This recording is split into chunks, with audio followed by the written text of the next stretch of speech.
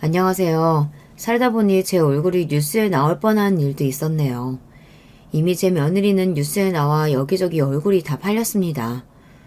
물론 좋은 일로 뉴스에 나온 것은 아닙니다. 가족이었던 며느리와 고소까지 진행하며 갈라지게 됐고, 대기업까지 며느리에게 손해배상금을 청구하게 된 아주 끔찍한 일이었죠. 지금부터 평범한 가족을 이루고 있었던 저와 제 며느리가 뉴스에 나올 수밖에 없었던 일이 무엇인지 말씀드릴게요. 남편이 몸이 안 좋아서 일을 자주 그만뒀고 그 덕에 아이들은 사교육을 시킬 엄두도 못 냈죠.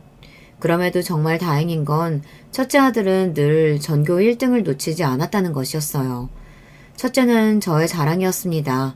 대학에 가서는 매일 과외를 해 대기업 월급을 벌더군요.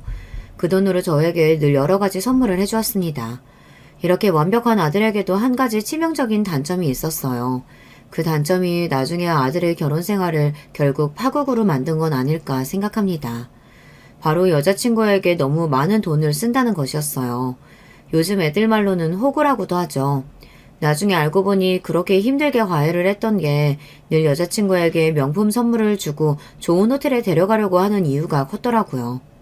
그래도 그만큼 여자친구를 아껴주는 모습이 보기 좋기도 하고 또 열심히 벌어서 자기가 원하는 곳에 쓰는 거니까 제가 크게 지적하지는 않았습니다. 아들은 대학을 졸업하고 곧바로 대기업 연구직으로 들어갔습니다. 그리고 대학 때 만났던 선배랑 일찍 결혼식을 올리더군요.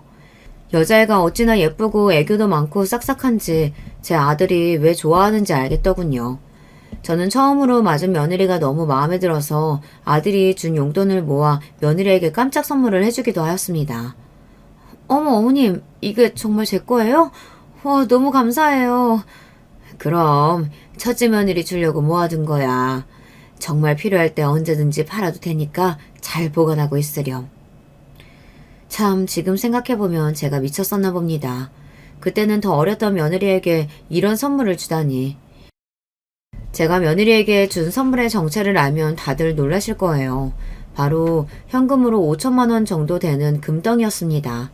이뿐만이 아니라 한 달에 한 번씩 매일 정성스레 만든 김치도 보내주었어요. 그만큼 제 아들과 며느리가 별탈 없이 잘 살길 바라는 마음이 컸죠. 그러나 아들이 결혼하고 6개월이 채 지나지 않아 신혼은 끝나버렸습니다. 아들과 며느리가 둘이서만 살 수 없는 아주 안타까운 일이 발생하고 만 것이었어요. 어머니, 저 정말 무서워요. 너가 많이 놀랐겠구나. 괜찮아. 옆에서 잘 간호해드리면 앞으로 이런 일 없으실 거야. 바로 사돈이 지병으로 길거리에서 크게 쓰러지셔서 갑자기 병원 신세를 지게 된 것입니다. 사돈 어르신이 일찍 돌아가셨기 때문에 며느리가 이 일을 혼자 감당해야 했고 어떻게 할지 몰라 울고불고 난리를 치는 며느리를 보며 저 어린 것이 얼마나 힘들지 제 마음이 너무 아프더군요. 결국 저는 아들에게 사돈이 병원에서 퇴원하고 나서도 사돈과 같이 사는 게 어떻느냐고 제안을 했습니다. 아무래도 사돈이 혼자 살게 되면 또 언제 지병으로 쓰러지실지 모르는 상황이라고 생각했거든요. 결국 아들은 제 제안을 받아들였고 며느리는 연신 저에게 고맙다고 말했습니다. 하지만 사돈과 함께 살아도 절대 해결되지 않는 큰 문제가 남아있었어요. 아마 여러분들도 가족분들 중에 아픈 사람이 있으시다면 정말 공감하실 겁니다. 바로 돈 문제였어요. 사돈은 매주 병원에 가야 했고 맞아야 할 주사와 먹어야 할 약들이 늘어났기 때문에 병원비와 약값이 만만치 않게 드는 상황이었습니다. 아무리 제 아들이 대기업 연구원이라고 해도 감당하기 어려운 금액이더군요. 그리고 며느리는 아무리 엄마여도 하루 종일 집에 있으면서 간병하는 것은 원하지 않는 듯 했어요. 아무래도 어머님 봐주실 분을 구해야 할 것 같아요. 저 혼자 감당하기엔 너무 힘들어요. 덕분에 간병비까지 엄청나게 늘어나게 되었습니다. 사실 이쯤부터 늘 좋게 봤던 며느리를 다시 생각하게 되는 일이 여러 번 발생했어요. 제 며느리는 아들하고 결혼하고부터 하던 일을 그만두었어요. 처음에는 살림을 한다는 핑계를 댔었죠. 하지만 그럼에도 불구하고 단 한 번도 아들의 아침과 저녁을 차려주지 않더군요. 늘 냉장고는 비어 있었고 가끔 먹다 남은 배달 음식만 쌓여 있었다고 하네요. 그리고 집안일도 아무것도 하지 않았습니다. 늘 가정주부 아주머니가 오셨기 때문이었죠. 한마디로 집에서는 손 하나 까딱하지 않은 것이었어요. 저는 이 모든 사실을 아들이 처가살이를 하고 몇 달 후에 아들과 대화하면서 알게 되었습니다. 처음 이 사실을 듣게 되었을 때 정말 기분이 좋지 않았어요. 제 아들이 힘들게 돈을 벌어오는데 며느리는 이때까지 집안일도 안 하고 요리도 안 하고 있었다뇨. 그렇다면 대체 집에서 뭘 하고 있었는지 도무지 이해가 되지 않았습니다. 그래도 제 아들이 돈도 잘 벌고 착해서 그런지 이런 상황을 전부 이해하고 며느리와 싸우지 않고 잘 살고 있었고, 또 어머니가 아픈 상황이라 정신이 없는 며느리에게 이 문제를 들먹이고 싶진 않아 화가 났지만 며느리에게 아무 말도 하지 않았습니다. 하지만 이 행동들을 보며 저는 며느리가 힘들게 일하기도 싫고 제 아들의 돈을 받았으면서 놀고 싶은 거구나 생각하게 되었죠. 아들과 오랜만에 밥을 먹으며 이 이야기를 듣고 며느리에게 너무 실망했었는데요. 얼마 지나지 않아 그 모든 일들이 생각나지 않은 만큼 기쁜 일이 생겼습니다. 바로 며느리가 임신을 한 것이었어요. 어머니, 드디어 저 임신했어요. 이제 정말 아이 위해서 집에서 푹 쉬어야겠어요. 그럼 임산부가 힘들면 안 되지. 용돈 더 필요하면 나한테 얘기하고 먹고 싶은 거 있으면 언제든지 연락해. 내가 다 해줄게. 아유, 우리 며느리 장하다. 막상 며느리가 제 아들의 아이를 임신했다고 하니 섭섭했던 모든 마음이 사라지더군요. 그저 건강하게 아이만 잘 태어나길 바라게 되었어요. 며느리는 임신한 이후로 가정부와 간병인을 쓰는 시간을 더 늘렸고 아들은 돈 문제로 정말 벅찬 듯 보였습니다. 저는 아들에게 더 부담을 주고 싶지 않아 어떻게 할까 고민하다가 어쩔 수 없이 초강수를 두었어요. 아들, 처가살이 하면서 사돈이 아프셔서 많이 힘들지? 지금 월급으로 부담될 것 같아서 내가 깊이 생각을 해봤거든. 이제 내 용돈은 안 줘도 돼. 아들에게 제가 먼저 용돈을 끊어도 된다고 이야기하자 아들은 미안해하면서도 장모님이 회복하실 때까지만 그렇게 하겠다고 하더군요. 그동안 혼자 돈 문제로 얼마나 힘들었을까요? 그렇다고 임신한 며느리가 일을 할 수는 없으니 결국 저는 제가 더 고생하는 방법을 택했습니다. 아들이 용돈을 끊고 나서 저의 생활에도 큰 변화가 있었어요. 나름 노후 준비를 해놓았던 저는 며느리와 태어날 제 손주에게 더 많은 것을 해주기 위해 그리고 아들이 주던 용돈을 벌기 위해 아무도 몰래 청소 일을 시작하게 되었습니다. 그리고 일을 시작한 지 한 달이 채 지나지 않아 청소하던 건물에서 며느리를 마주쳤습니다. 그리고 제가 들어선 안 될 말을 듣고 말았어요. 너무 충격적이었습니다. 야, 나 진짜 대단하지 않냐? 일 안 하고 놀고 먹으려면 이 정도 연기는 해야 된다니까. 그니까 너 그러다 가짜 임신 들키면 어쩌려고 그러냐? 야, 그게 왜 들켜? 애 태어나기 2달 전쯤엔 유산했다고 할 거야. 며느리와 며느리의 친구가 이런 파렴치한 대화를 나누고 있는 것이었어요. 저는 이 말을 듣고 며느리가 친구와 헤어질 때까지 숨어서 기다리다가 며느리의 친구가 자리를 뜨자마자 달려가서 며느리 머리채를 잡았습니다. 누구야? 뭐야? 어머니가 왜 여기 계세요? 너 가짜 임신이 사실이니?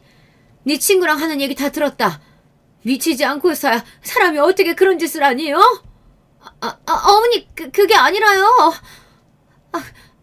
잘못했어요. 저도 이유가 있었어요. 제발, 제 말 한 번만 들어주세요. 네?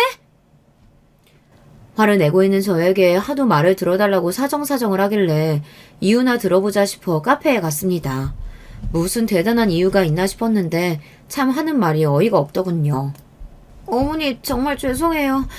사실 제가 너무 임신이 하고 싶었는데 제 마음대로 안 됐어요. 그래서 제가 임신했다고 하면 현승 씨랑 어머님이 저를 더 사랑해주지 않을까 하는 마음에 그런 거짓말을 친 거예요. 사실 예전에는 형준 씨가 명품 가방도 사오고 제 옷도 사다 주고 그랬는데 요즘은 그런 게 아무것도 없더라고요. 돈도 잘 벌면서 왜 저한테는 안 쓰는 건지. 그래서 예전처럼 좀 더 사랑받고 싶은 마음에 이런 거짓말 친 거예요. 친구한테는 일하기 싫어서라고 했는데 그것도 친구 어필할 허세 부린 거예요. 저는 예전부터 엄마 사랑을 못 받고 자라서 일부러 사람들한테 애교도 부리고 늘 사랑 확인받고 싶어 하거든요. 정말 죄송해요, 어머니. 제 생각이 짧았어요. 제발 이 사실 현상 씨한테는 얘기하지 말아주세요. 네? 절대로 제 아들한테는 이야기하지 말라고 싹싹 비는 며느리를 보며 한숨만 나오더군요. 제 아들이 예전부터 며느리에게 많은 선물을 해주고 있다는 건 알았습니다. 하지만 지금은 상황이 다르잖아요. 사돈이 아픈 것 때문에 돈을 굉장히 많이 쓰고 그래서 여유가 없어서 선물을 못 해주는 것일 텐데 그걸 자기를 예전보다 사랑하지 않아서라고 생각하다뇨. 제 며느리가 철은 없지만 이 정도로 생각이 짧은 아이인 줄은 몰랐습니다. 너무 실망스럽기도 했지만 그래도 이유를 들어보니 정말 사랑을 못 받고 자라는 아이 같아서 이번 한 번만 봐주기로 했습니다. 대신 일주일 안에 이 사실을 아들에게 털어놓으라고 했어요. 하지만 며느리는 이조차도 계속해서 싫다고 하더군요. 결국 언제 말할지를 놓고 며느리와 저는 엄청 크게 다투게 되었습니다. 말이 안 통한다는 생각이 들어 제가 일주일 안에 이 사실을 말하지 않으면 제가 직접 아들에게 모든 것을 말할 것이라고 하자 그제서야 며느리가 알겠다고 하더군요. 이 일 이후로 저와 며느리의 사이는 여러분도 예상하셨겠지만 껄끄러운 관계가 됐어요. 저도 며느리한테 너무 실망해서 다시 예전과 같은 다정한 사이로는 절대 돌아갈 수 없다고 생각했습니다. 며칠 후 아들이 전화와서 아이가 유산되었다고 미안하다고 하더군요. 정말 아들을 위해 모든 걸 말해야 할까 생각했지만 그래도 아들의 결혼 생활을 깨고 싶지 않아 꾹 참았습니다. 이후 며느리는 빈정이 상했는지 저에게 먼저 연락 한 번이 없더군요. 저도 따로 연락을 하지 않았고요. 그저 열심히 청소 일을 하며 살아가고 있었습니다. 어느 날은 일을 하고 있는데 유난히 몸이 무겁고 식은땀이 나더군요. 그리고 몸에 힘이 풀리더니 아주 크게 쿵 소리가 났고 그 이후로는 정말 아무 기억도 나지 않았습니다.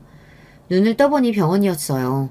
온몸이 아픈데 아들이 제 앞에서 울고 있더군요. 엄마, 깨어나셨어요? 대체 이 나이에 청소일은 왜 하신 거예요? 제가 용돈 안 드려서 그런 거예요? 제가 못나서 정말 죄송해요. 제가 이때까지 한 번도 쓰러진 적이 없었는데 아들이 가로로 쓰러졌다고 하더군요. 다행히 머리를 크게 부딪히진 않았는데 계단이라 정말 큰일이 날 수도 있었다고 합니다. 울면서 미안하다는 아들을 보니 제 마음이 무너지더군요. 또 병원비를 보니 차라리 집에서 조용히 있을 걸 일을 괜히 했나 싶었습니다. 아들은 당장 청소일을 그만두고 건강검진을 해보는 게 좋겠다고 했어요. 저는 내키진 않았지만 검진을 받기로 하였습니다. 그리고 정말 예상치 못한 청천벽력 같은 결과를 듣게 되었죠. 사실 쓰러지신 게 단순 가로는 아니고요. 고혈압도 있으시고 당뇨도 심하게 있으시네요. 약을 안 먹으면 또 언제 쓰러지실지 모르는 상황이에요. 그리고 지금 종양이 보여서 며칠 입원해서 정밀검사 받아보셔야 할 것 같습니다. 제 검사 결과를 듣고 아들은 너무 고통스러워했습니다. 저도 고혈압과 당뇨가 있다는 것은 알고 있었지만 상황이 예전보다 훨씬 더 심각해졌는 줄은 몰랐거든요. 제가 예전부터 아파도 참는 게 버릇이 된 것 같아요. 정말이지 이젠 일을 하고 싶어도 할 수 없는 상황이 되어버렸습니다. 결국 저는 일을 그만둔 채 병원에 며칠 동안 검사를 받기 위해 입원을 하게 되었어요. 여러분도 나이 먹고 건강검진 해보신 적 있으시죠? 다들 아실 거예요.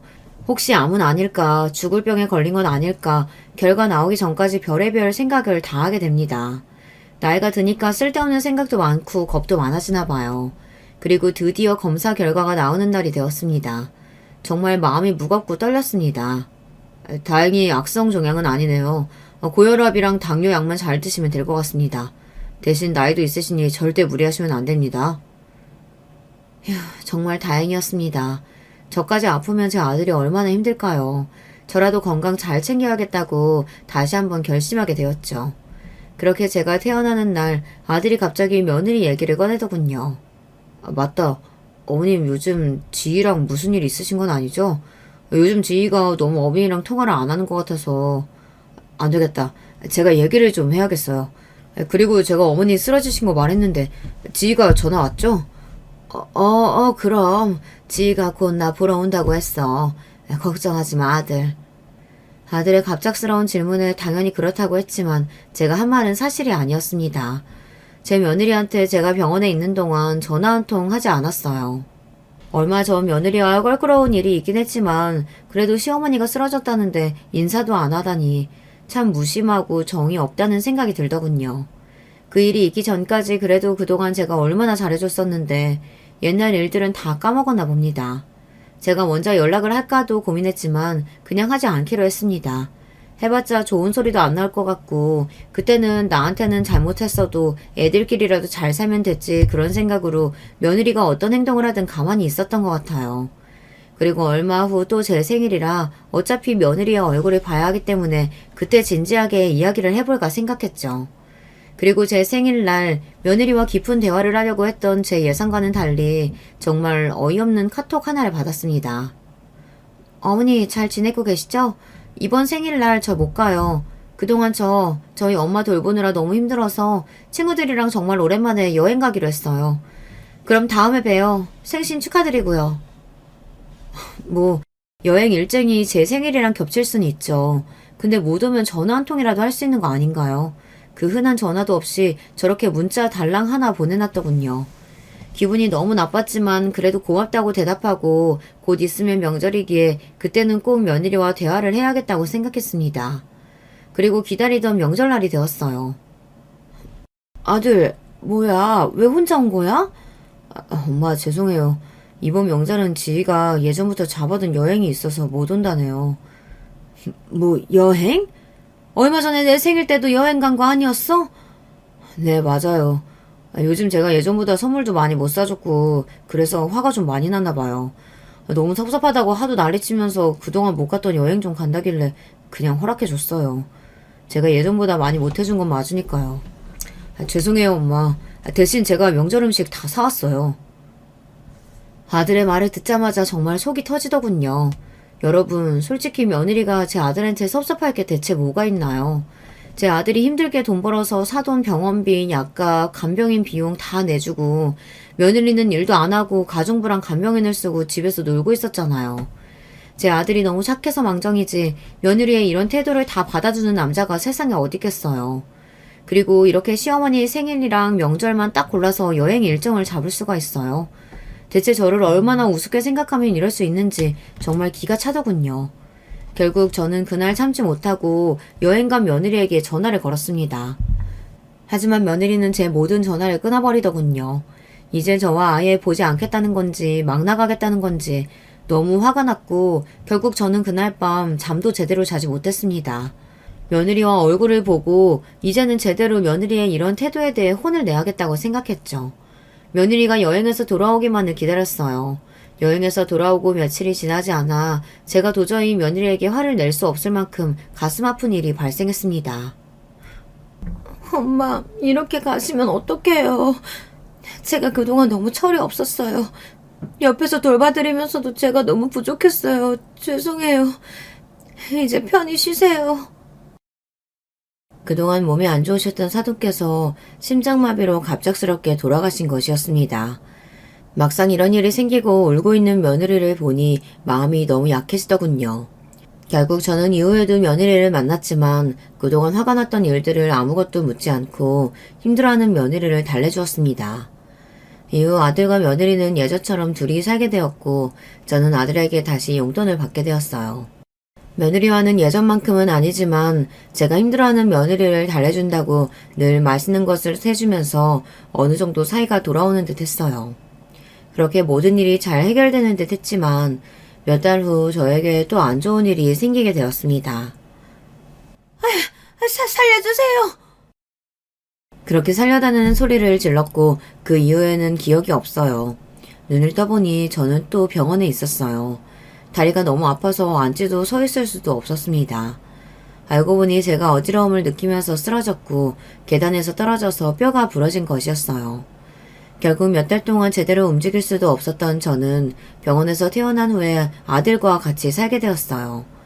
그리고 아들과 같이 살게 된 그날부터 엄청난 눈치를 보게 되었죠. 정말 거실에 나가기가 힘들었습니다. 어머님 또 움직이실 거예요? 아까도 화장실 갔다 오셨잖아요. 제발 몸도 안 좋은데 한 번에 해결하세요. 저 좀 쉬어야죠. 진짜 귀찮아 죽겠어요. 그래. 나 때문에 너가 고생이 많구나. 미안하다. 어머니 솔직히 이제서야 한승 씨랑 제대로 둘이 좀 사나보다 했는데 갑자기 어머니가 이렇게 오셔서 저희 시돈도 제대로 못 즐긴 거 아시죠? 분위기 완전 다 깨졌다고요. 눈치가 있으시면 어머님이 빨리 나오셔서 집에 들어가야 하지 않겠어요? 그리고 현승 씨한테 어머님이 당장 간병인 구하라고 말씀하세요. 왜 제가 어머님을 돌봐야 돼요? 이러다가 저까지 골병 듣겠어요. 이렇게 며느리가 저를 간호하기는커녕 움직이기 불편한 저의 모든 행동에 눈치를 해주며 빨리 나가라고 대놓고 이야기하는 것이었습니다. 사실 그동안 며느리와 다툰 일, 그리고 며느리가 저를 무시하는 듯한 행동들도 너무 스트레스 받았는데 이렇게 직접적으로 말로 눈치를 주니 정말 참기가 힘들고 비참하더군요. 결국 저는 아들에게 간병인을 붙여달라고 이야기했고 아들 집에 사는 동안 방에서 쥐죽은 듯이 살았습니다. 그리고 며느리와 같이 살면서 알게 된 건데 참 피곤한 성향을 가졌더군요. 며느리는 제가 생각한 것 이상으로 게으르고 소리에 예민했습니다.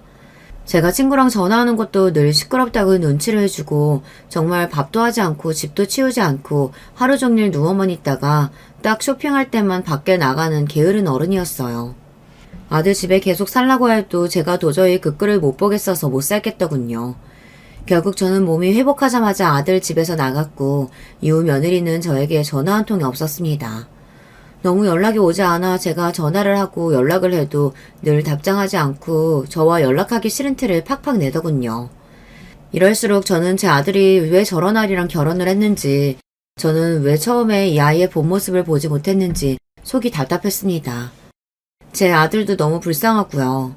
늘 아들이 열심히 돈을 벌면 며느리는 아무것도 안 하고 그 돈을 쓰기 바빴으니까요. 저는 어느 날부터 아들이 며느리 때문에 너무 힘들 것 같아서 차라리 지금이라도 이혼하면 어떨까 생각을 하게 되었어요.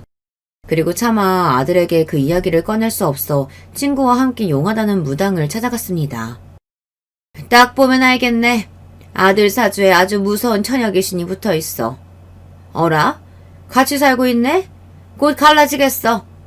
근데 갈라지기 전에 아주 기쁜 일이랑 무서운 일이 일어날 거야. 큰 소용돌이가 올 거라고. 지금이 조심해야 되는 상황이야. 특히 중요한 날에 절대 아무 음식이나 먹지 말고 음식을 잘 봐. 용하다는 보살님이 아주 큰 소용돌이가 올 거라고 말해주시니 저에게 무슨 일이 생기려고 이런 소리를 듣게 된 건지 온몸에 소름이 돋더군요. 사실 저에게 안 좋은 일은 늘 며느리밖에 없었기 때문에 더 안 좋은 일이 일어날 바에는 며느리와 연락을 자주 안 하는 게 낫겠다 싶었습니다. 그나마 다행인 건 아들과 며느리가 갈라선다고 말해주신 것이었어요.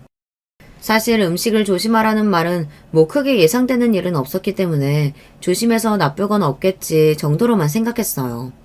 한 가지 너무 찝찝하고 걱정되는 건 아들 사주에 무서운 처녀 귀신이 붙어있다는 보살님의 말씀이었어요.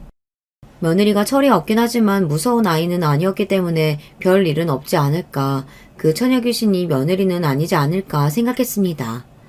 보살님께서 아주 기쁜 일도 일어난다고 했는데 그건 정말 감이 잡히지 않더군요. 이 정도 나이 먹은 노인에게 기쁜 일이 있어봤자 그게 제 일이겠어요. 아들과 관련된 일이겠죠. 그러다가 문득 생각난 건 며느리의 임신이었습니다. 아무리 생각해도 며느리가 임신하는 것 말고는 저에게 일어날 기쁠 일은 없었거든요. 그렇게 보살님께 다녀와서 기대가 되기도 하고 찝찝하기도 한 이 감정들을 조금이라도 덜어내기 위해 별 생각 없이 집에 가는 길에 친구와 로또를 하나씩 구매했습니다. 그날 로또를 샀긴 했지만 그게 될 리가 있겠어요. 아무런 기대도 하지 않았습니다. 그런데 세상에 정말 한 치 앞도 모르는 게 세상인가 봅니다.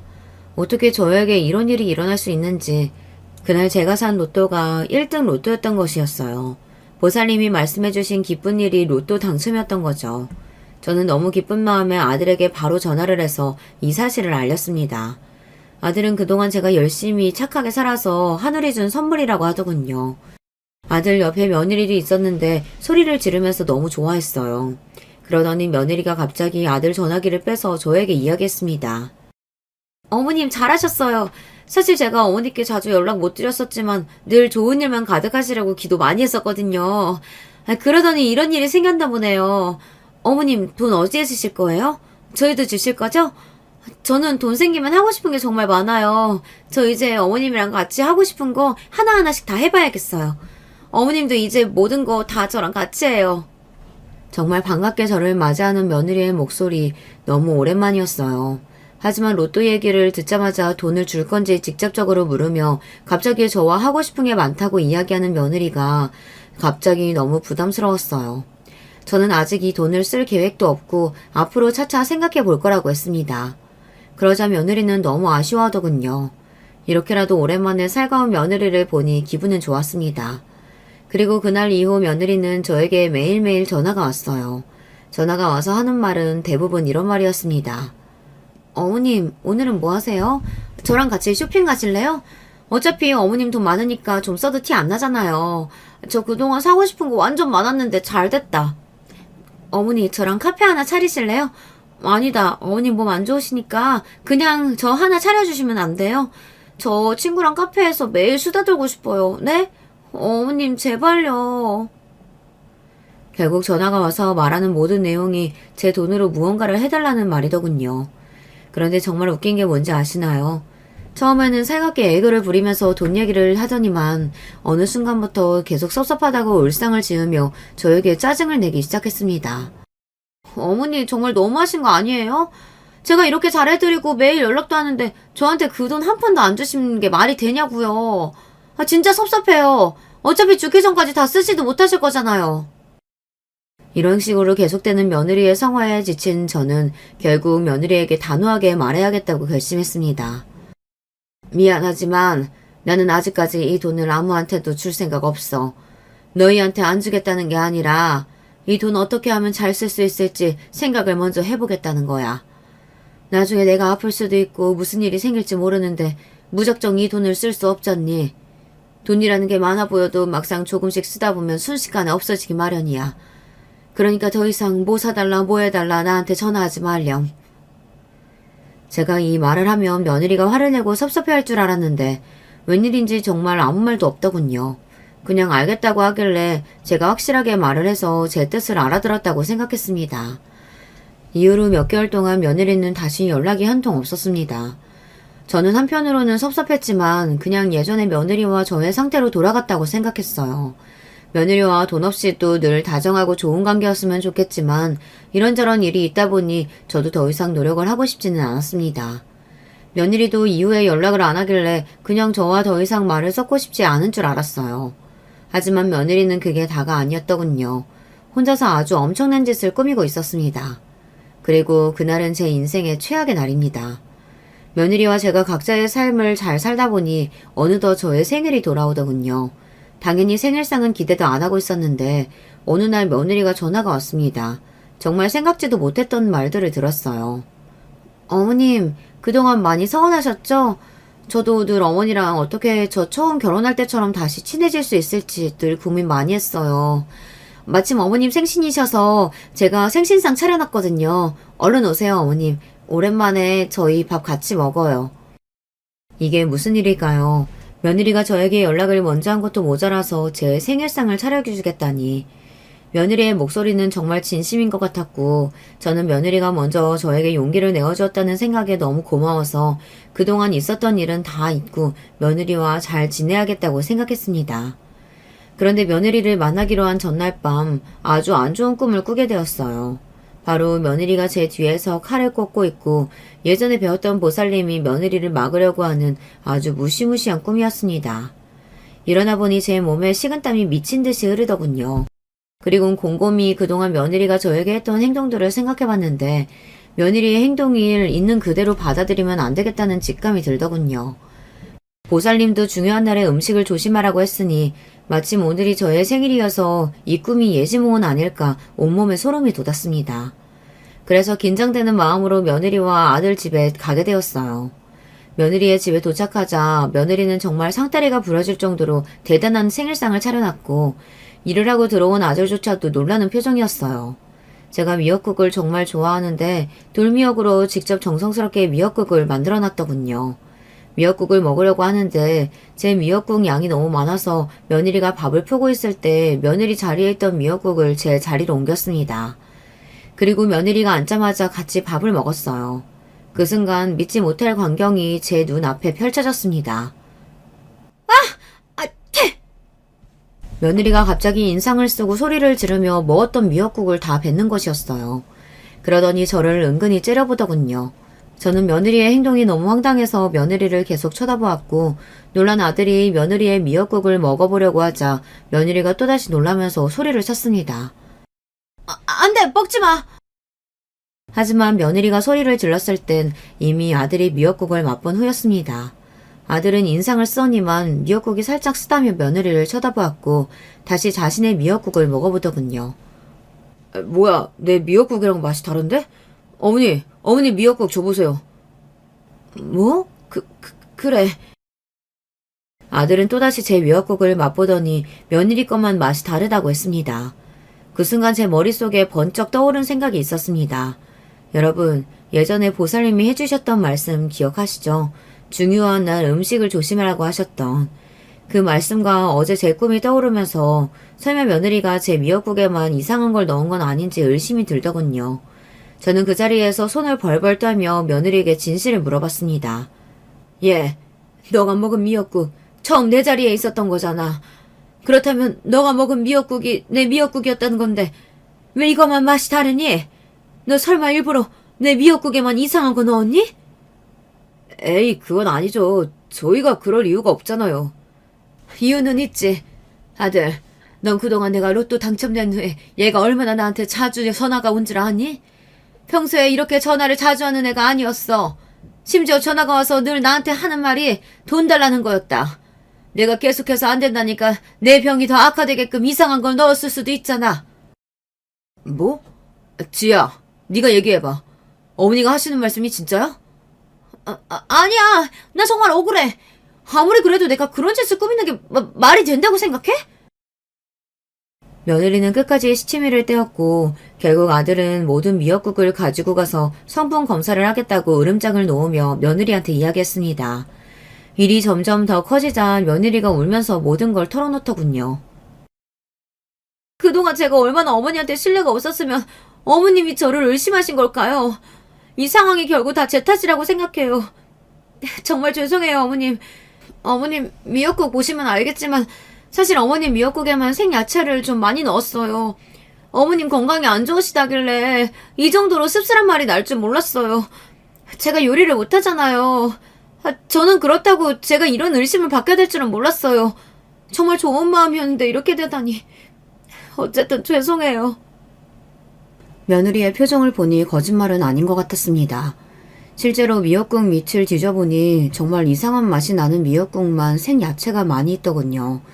며느리 말로는 야채를 넣고 싶긴 한데 제가 빨리 도착하는 바람에 생야채를 넣어 맛이 좀 이상해진 거라고 하네요.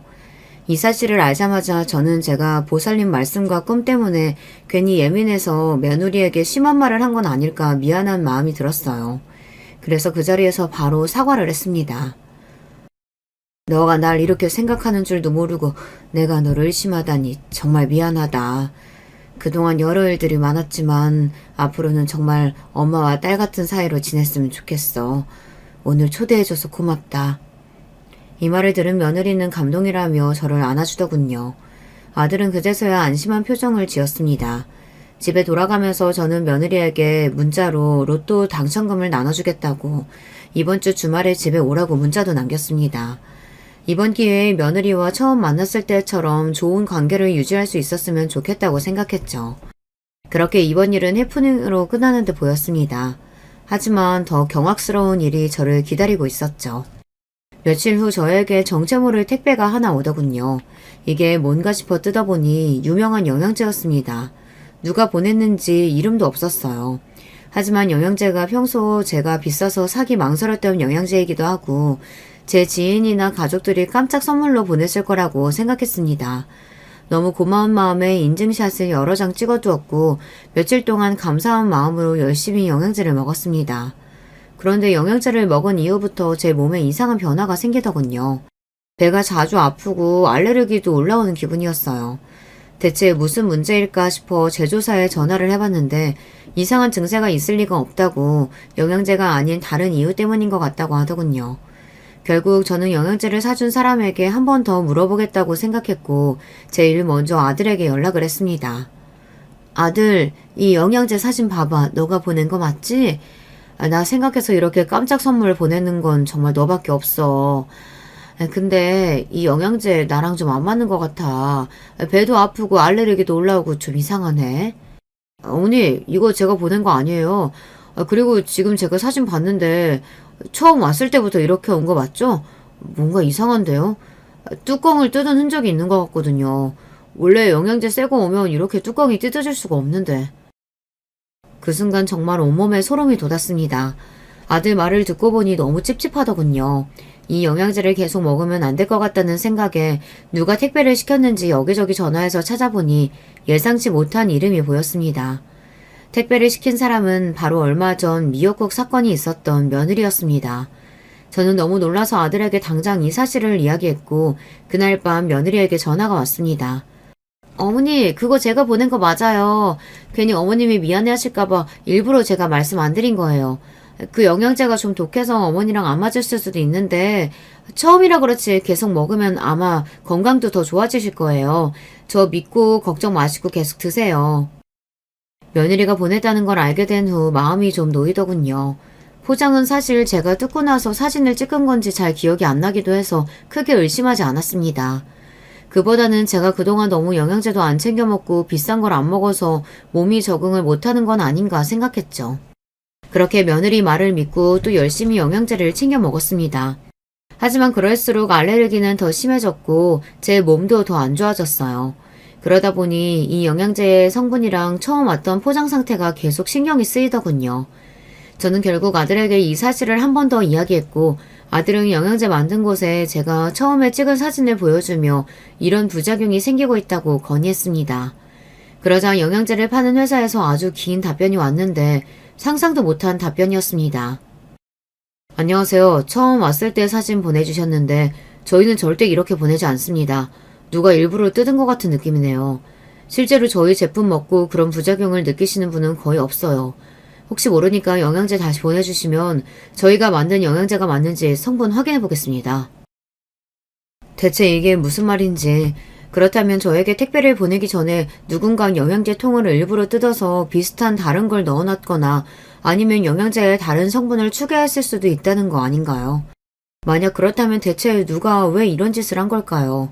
이 답변을 듣고 저는 며칠 동안 아무도 믿을 수가 없었어요.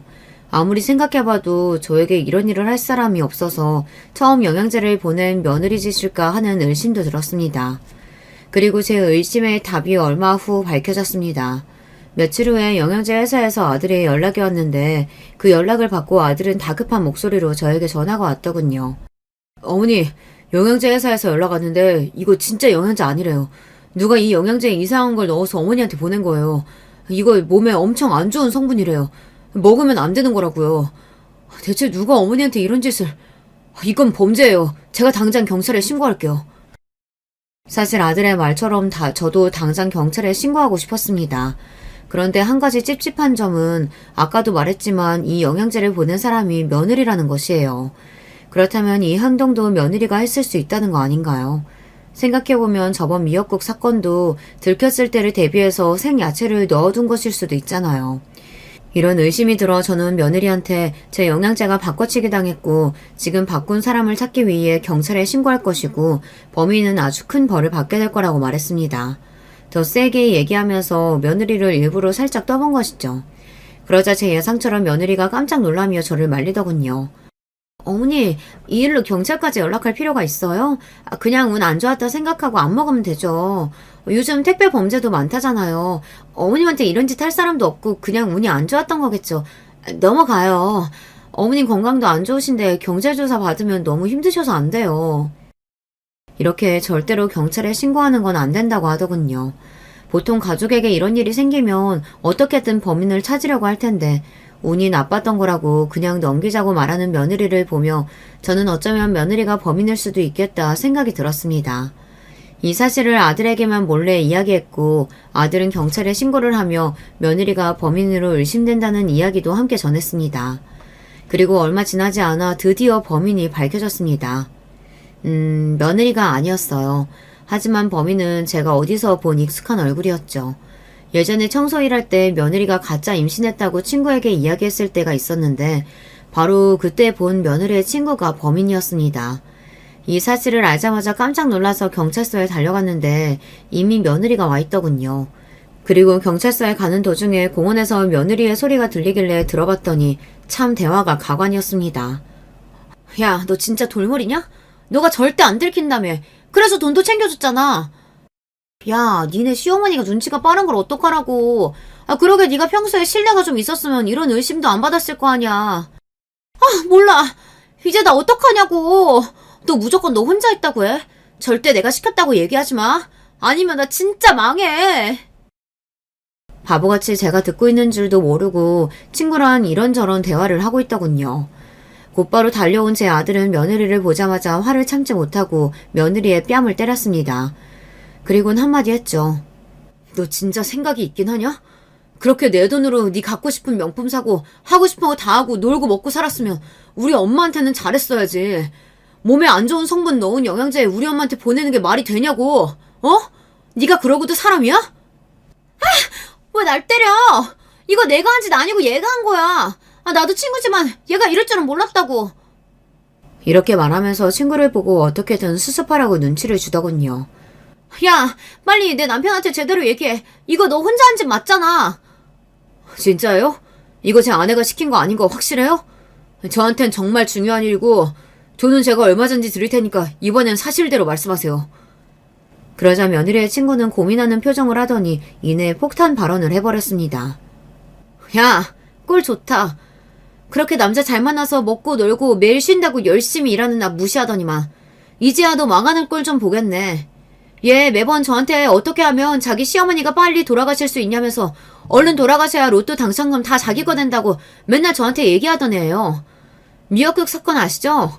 그거 다 먹으면 아마 어머님 쓰러지셨을 텐데 그 전에 들켰다면서요? 미역국은 제 혼자 저지른 일이에요. 저는 얘가 이렇게 실행력이 강한 애인 줄 몰랐다니까요. 영양제도 하도 부탁을 하길래 같이 도와줬어요. 막상 어머님 얼굴 보니까 좀 미안하네요. 며느리 친구가 한 말을 들은 제 아들은 다리에 힘이 풀려 그 자리에서 주저앉고 말았습니다. 정말 인간의 탈을 쓴 악마를 보는 것 같았어요. 며느리는 끝까지 시치미를 떼며 제 아들을 설득하려고 하더군요. 아니야, 제 말 말고 내 말 좀 들어봐. 제가 나 지금 연맥이려고 저러는 거라니까. 우리 경찰서 나가자. 경찰서 나가서 내가 어떻게 된 건지 다 설명할게, 어? 꺼져. 너란 여자 보기도 싫고 우리 이혼이야. 너 이거 범죄인 건 알지? 우리 엄마한테 한 짓 난 절대 용서 안 해. 그렇게 며느리와 며느리의 친구는 법의 심판을 받게 되었고 제 아들은 당연히 며느리와 이혼하게 되었습니다. 참, 저는 며느리가 처음엔 그저 철이 좀 없는 애인 줄 알았는데 이렇게 영악한 애인 줄은 꿈에도 몰랐습니다. 여러분, 그 영양제를 제가 계속 먹었다면 저는 지금 살아 있었을까요? 제 건강이 어떻게 됐을지 정말 끔찍합니다. 이 일이 있고 나서 저는 밖에서는 아예 음식을 먹을 수가 없었고 영양제나 약도 함부로 먹을 수가 없었어요. 정신적인 스트레스와 엄청난 강박에 시달리고 있었죠. 아들은 이런 제 모습을 보며 정말 미안하다며 사과를 했습니다. 스트레스가 쌓여 너무 힘든 하루하루를 보내고 있는데 누군가 모르는 번호로 연락을 해오더군요. 여보세요? 누구세요? 어머니, 제발 고소 취하해주세요. 네? 아니, 제 친구가 어머니 돈 갖고 싶어서 영양제 바꿔치기 한 거라니까요? 제발 믿으셔야 돼요. 미역국은 제가 이상한 거 넣은 게 맞아요. 근데 그거 다 먹어도 안 쓰러지셨을 거예요. 너무 돈이 갖고 싶어서 그랬어요. 근데 그거 말고 영양제는 정말 억울해요. 네? 이렇게 끝까지 자기는 억울하다고 난리를 치더군요. 저는 아무런 말을 하지 않고 전화를 끊어버렸습니다. 아들과 저는 며느리를 절대로 봐줄 생각이 없었고 앞으로 만나고 싶지도 않았거든요. 그렇게 연락도 피하고 다시는 얼굴 볼 생각도 안 했는데 예상치 못한 곳에서 며느리의 실루엣을 보게 되었어요. 바로 뉴스였습니다. 얼마 전 영양제 회사에서 여성 2명을 고소했습니다. 시어머니가 로또 당첨이 되자 돈을 갖고 싶은 마음에 영양제를 바꿔치기 해서 시어머니에게 선물한 건데요. 이 영양제를 먹고 건강에 이상이 생긴 시어머니가 경찰에 고소를 하며 이 사실이 밝혀지게 되었습니다. 영양제 회사는 이 일로 회사의 이미지가 훼손되어 거액의 손해배상금을 청구할 예정이라고 합니다. 저 뉴스를 보는데 저기에 나오는 시어머니가 바로 저라는 사실이 참 어이가 없더군요. 어쩌다가 제가 뉴스에 나오는 사건의 주인공이 된 것일까요? 그리고 정말 유명한 영양제 회사에서 손해배상금이 엄청날 텐데 늘 돈을 쓰기만 하고 벌 생각은 하지 않았던 며느리가 이걸 어떻게 감당할 수 있을까 생각이 들더군요. 저에게 못된 짓을 많이 했지만 그래도 한때의 며느리였던지라 이 상황이 속 시원하다고는 못하겠어요. 그러게 좀 착하게 살지 왜 그렇게 욕심을 부렸는지 가만히 있었다면 알아서 제가 며느리랑 아들한테 로또 당첨금을 나눠줬을 텐데 이제는 저랑 상관도 없지만 안타까운 마음은 생기더군요. 하지만 더 이상 며느리와 엮이고 싶지도 않았고 도움을 줄 생각도 없었습니다. 이후에도 이 사건으로 인해 경찰서에 가야 할 일들이 몇 번 있었답니다. 어쩌다 며느리와 만나게 되었는데 며느리가 제 팔을 붙잡으며 사정사정을 하더군요. 어머니, 저 정말 돈 없어요. 아시잖아요. 저 정말 뉴스까지 나올 줄 몰랐어요. 제가 잘못했어요. 제발 저 한 번만 도와주시면 안 돼요? 저 진짜 죽고 싶어요. 네? 며느리를 마주칠 줄은 몰라서 당황한 저를 보며 경찰관님들은 며느리를 떼어냈습니다. 지금 독하게 얘기 안 하면 계속 저를 찾아올 것 같아서 큰맘 먹고 한마디 했습니다. 그러게 있을 때 잘하지 그랬니? 너 이거 인과응보야. 네가 저지른 일에 벌 받은 거라고. 뼈 빠지게 돈 벌어서 그 돈 다 손해배기 상금으로 날려봐라. 그리고 너도 시어머니 생신상에 영양제랑 독 같은 거 넣은 이상한 며느리 꼭 만나고. 이 말을 들은 며느리 표정은 정말 벙쪄있더군요. 경찰관들도 속이 시원하면서도 어이가 없었는지 웃음을 참는 듯 했습니다. 솔직히 한편으로 안타깝다고 생각하고 있었는데요. 어떻게 이런 말을 했는지 저도 제가 신기합니다. 그래도 이 말을 한 이후로 저한테는 연락이 전혀 오고 있지 않네요. 하지만 아들한테 물어보니 아들에게는 계속 돈을 빌려달라고 아직까지 연락이 오고 있답니다. 제 며느리 사람 끝까지 안 변할 것 같아요. 이 일이 있고 나서 저는 꾸준히 정신과 치료를 받고 있습니다. 누가 선물을 보내와도 다른 의도가 있는 건 아닌지 확인하게 되고 음식도 계속 재료를 의심하게 되더군요. 네, 이 일이 제 머릿속에서 희미해질 시간이 아직은 좀 필요한 것 같습니다. 그래도 다행인 건 저에게는 며느리가 그토록 탐내던 로또 당첨금이 남아있다는 사실이에요. 제 병원비로 쓸 수도 있고 무엇보다 아들이 예전부터 하고 싶은 사업 자본도 줄 수 있어서 정말 다행입니다. 뉴스에 나올 만큼 기막힌 사건들을 겪었지만 그래도 저에겐 돈과 사랑하는 아들이 남아있으니 앞으로도 열심히 살아보려고 합니다. 제 이야기 들어주셔서 감사합니다. 안녕하세요. 어디 가서 절대로 쉽게 털어놓을 수 없는 제 이야기를 나눠보고 싶어서 사연 창고문을 두드리게 되었습니다. 저는 평범한 아줌마이고요. 나름 특이사항이라면 가끔 작은 캐릭터 그림을 그리는 소일거리로 돈을 번다는 점이 있겠네요. 모든 분들이 다 그랬을 테지만 저도 어렸을 때는 한참 어른이 된 제가 이렇게 살 줄 몰랐어요. 딱히 대단한 꿈이 있었던 건 아닌데 뭐랄까요. 이것보다는 좀 더 근사한 어른이 될 거라고 막연히 기대를 했었던 것 같네요. 그 기대보다 못한 삶을 살고 있는 게 사실이지만 제 나름대로 주어진 현실에 감사하며 살아보려 하고 있습니다. 각설하고 제가 세 자매 중에 막내로 태어났는데요. 제가 누뚱이었어요. 친정엄마가 대놓고 저에게 이런 말씀을 하셨었죠. 이왕 뒤늦게 셋째가 임신이 되었으니 아들이기를 바랐지. 그런데 원 또 딸이 나온 거야. 그래서 네가 태어난 이후로 나하고 네 아빠하고 둘이 얼마나 집안 어르신분들 눈치를 봤었는지 몰라. 그때는 그냥 흘러들었는데 곱씹으니까 정말 섭섭하더라고요. 굳이 저에게 그런 말씀을 해주실 필요가 있었을까요? 제가 사랑을 듬뿍 받고 자랐다면 그런 비화를 알았다 하더라도 아 그렇구나 하고 말았을 거예요. 그런데 아니었기 때문에 기분이 좀 안 좋아졌죠. 저를 낳고 나서 공교롭게도 친정엄마는 건강이 확 안 좋아지셨거든요. 그래서 가족들 먹여 살리시려고 친정아빠가 일을 더 늘리셨죠. 야근을 늘 자청하셨던 걸로 알아요. 반찬 같은 걸 만들어 주시려고 외할머니께서 당시에 자주 와주셨는데 어린 저에게 어찌나 눈치를 주셨었는지 모릅니다.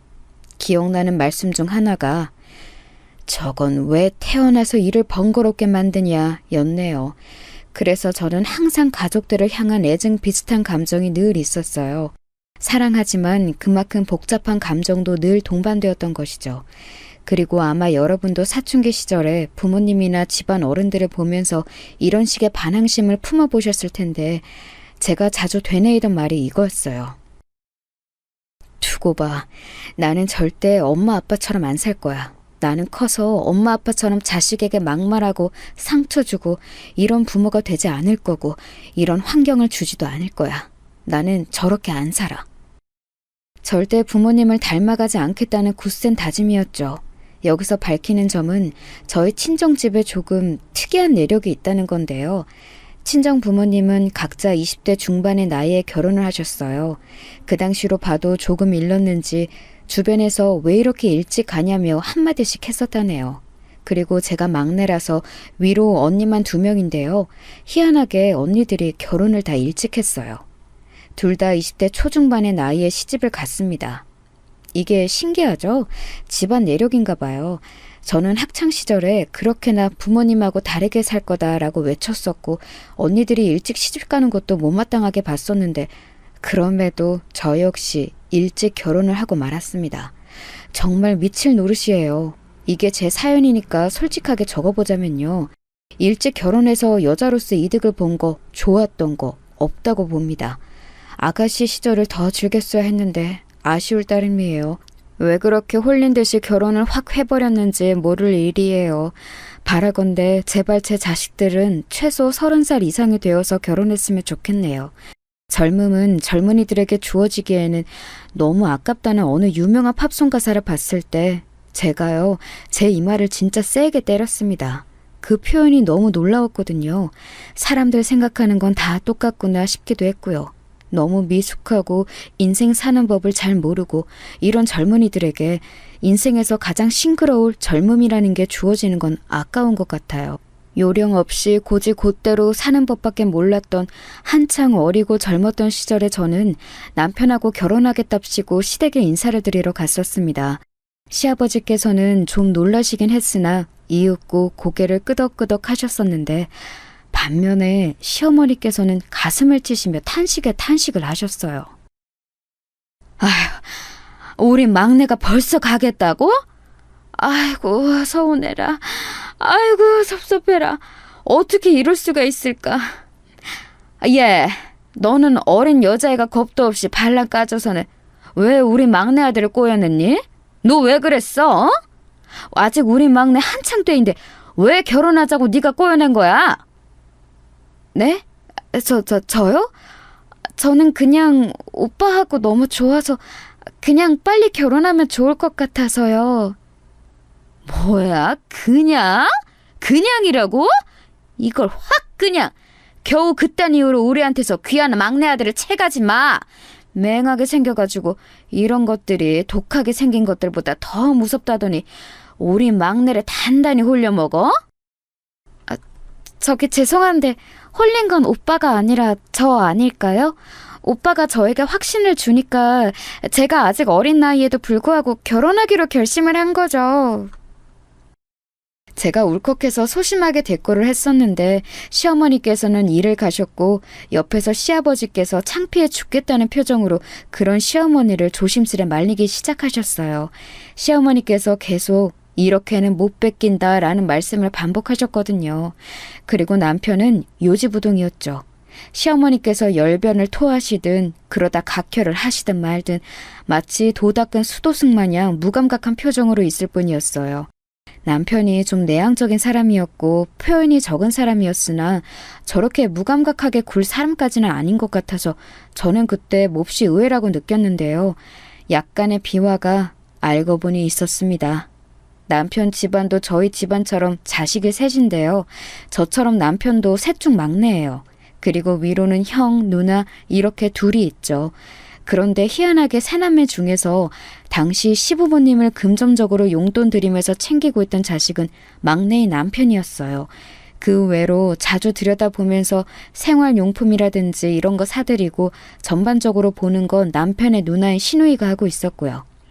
그러니까 시부모님으로서는 당신들을 열심히 봉양해야 할 막내 아들이 일찍 장가를 든다니까 챙김을 못 받으실까봐 그게 염려되셨던 겁니다. 시부모님 두 분이 경제활동이 어려우셨냐고요? 아니요. 집안끼리 또 공통점이 있는데 그건 시부모님 역시 일찍 결혼하신 분들이라는 거예요. 그래서 당시에 두 분은 고작 50대 초반이셨습니다. 그런데 뭔 용돈을 자식이 꼬박꼬박 챙겨드려야 한단 건가요?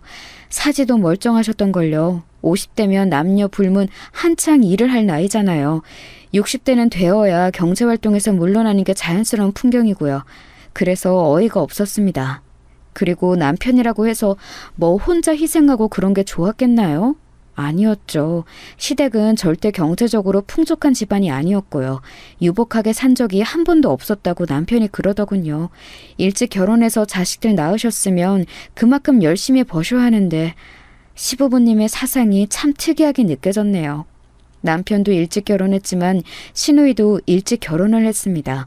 마치 일찍 결혼하는 건 집안의 내력이라는 걸 뒷받침하던 말이에요. 오히려 결혼 정년기를 맞이하도록 장가를 안 들고 있었던 남편의 형인 아주버님께서 집안 내력에 비춰봤을 때는 특이한 분이셨습니다. 듣자 하니 공부를 하시느라 그렇게 늦으셨다고 해요. 대학원까지 나오셨거든요. 그런데 시댁이 잘 사는 것도 아니고 시부모님께서는 일찍이 경제활동에서 물러나셨는데 대학원까지 다니는 돈은 어디서 났냐고요? 시누이가 부잣집에 시집을 가서 그랬을까요? 아니죠. 아니었어요. 남편이 그 돈도 다 댔던 겁니다. 자기형 뒷바라지를 했던 것이죠. 나는 오빠가 지금까지 가족들한테 엄청 잘하면서 사는 막내인 줄로만 대충 그렇게 알고 있었는데 그런 것까지 다 해줬을 줄은 몰랐어. 이런 표현 써도 되는지 모르겠는데 오빠 혹시 집에서 봉 아니야? 그렇게 눈치 보면서 말할 거 없어. 나도 내가 봉이라고 생각하고 있으니까. 전에는 이런 식으로 생각 안 했었는데 작년부터 아예 아버지하고 엄마하고 두 분 다 일을 전혀 안 하시는 채로 집에만 눌러 앉아 계시고 나한테만 손 벌리시려 들고 형이랑 누나보다는 나를 너무 만만하게 보시고 자꾸 이렇게 되니까 사람 마음이라는 게 내가 우리 집에서는 봉이구나 이런 생각이 딱 들더라. 오빠, 우리 결혼하고 나면 우리끼리 똘똘 뭉쳐서 잘 살아보자. 그간 오빠가 가족들 잘 챙기는 거 언뜻 보고 들어서 내가 잘 알고 있는데 결혼하고 나면 내가 오빠 대신해서 아버님 어머님도 잘 챙겨드리고 그러면서 우리 밥그릇은 알아서 딱딱 챙기고 이렇게 살도록 열심히 노력해볼게. 말만 들어도 힘이 난다. 역시 너를 만나서 결혼하기로 한 건 내 인생에서 가장 잘한 일이었어. 내가 진짜 앞으로 다른 건 몰라도 한눈 안 팔고 너 하나만 보면서 살게. 내가 이건 진짜 약속한다. 제가 집안의 늦둥이 막내이기는 하나 동시에 미운 오리 새끼 같다는 느낌을 스스로 지울 수 없었기에 연애 때부터 시작해서 결혼하기까지 저에게만 딱 애정을 쏟아주는 남편을 보면서 애정에 충족되는 걸 느꼈어요. 이런 충족감에 홀려서 제가 이른 나이에 결혼을 안 하겠다는 스스로의 옛 다짐도 저버린 채 결혼을 해버렸던 것이지요. 하여간 남편이 당신들을 뒷전으로 밀어버리고 자기 가정에만 최선을 다할까봐 시부모님께서는 그게 영 못마땅하셨던 건가 봅니다. 특히나 시어머니께서요.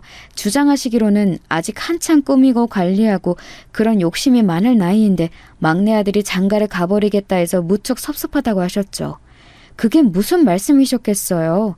넉넉하지 않은 형편에도 남편 하나 봉으로 잡아서 유유자적하게 나름 지내시는 재미에 푹 빠지셨는데 이제 그건 못하게 되실 것 같으니까 안타까워서 환장하겠다는 의미였지요. 남편이나 저나 흔들리지 않고 결혼을 향해 나아갔고 저희 가족들은 좀 당황하기는 했어도 우직하고 성실한 인상의 남편이 믿음직스럽다면서 흔쾌히 허락을 해주었습니다. 시부모님이 관건이었는데 마지막까지 시어머니께서는 저를 이런 식으로 회유하려고 드셨었죠. 너무 그렇게 일찍 결혼하는 것도 주변에는 천박하게 볼 수가 있어.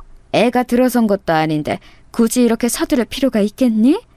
조금 더 신중하게 생각하면서 만나다가 내 후년쯤에 시골리면 좋겠구나. 더 이상 대화가 안 통할 것 같아서 저는 다른 수를 썼습니다. 시댁에 남편 말고도 이미 한 사람 더 있었잖아요. 일찍 결혼한 사람 바로 시누이였죠. 제가 시어머니의 말씀을 남편에게 전했고 남편은 그걸 또 자기 누나에게 전했습니다.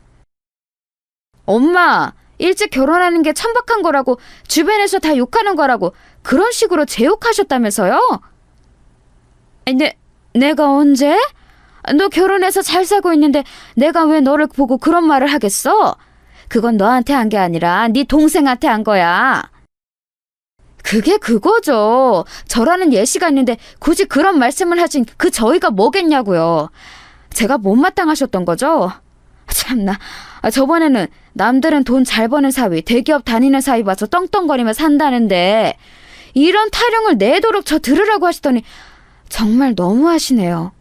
엄마가 저한테 재산을 물려줬어요? 아니면 공부 잘하는 머리를 물려줬어요? 하다못해 외모라도 예쁘게 낳아줬어요? 아무것도 안 해줬으면서 왜 이렇게 바라는 것만 많으세요? 제발 드라마 좀 그만 보시고 현실을 사세요. 왜 자꾸 부잣집 사모님 흉내내는 망상에 빠져서 사시냐고요. 애들 키우느라 요즘 가뜩이나 피곤해 죽겠는데 엄마까지.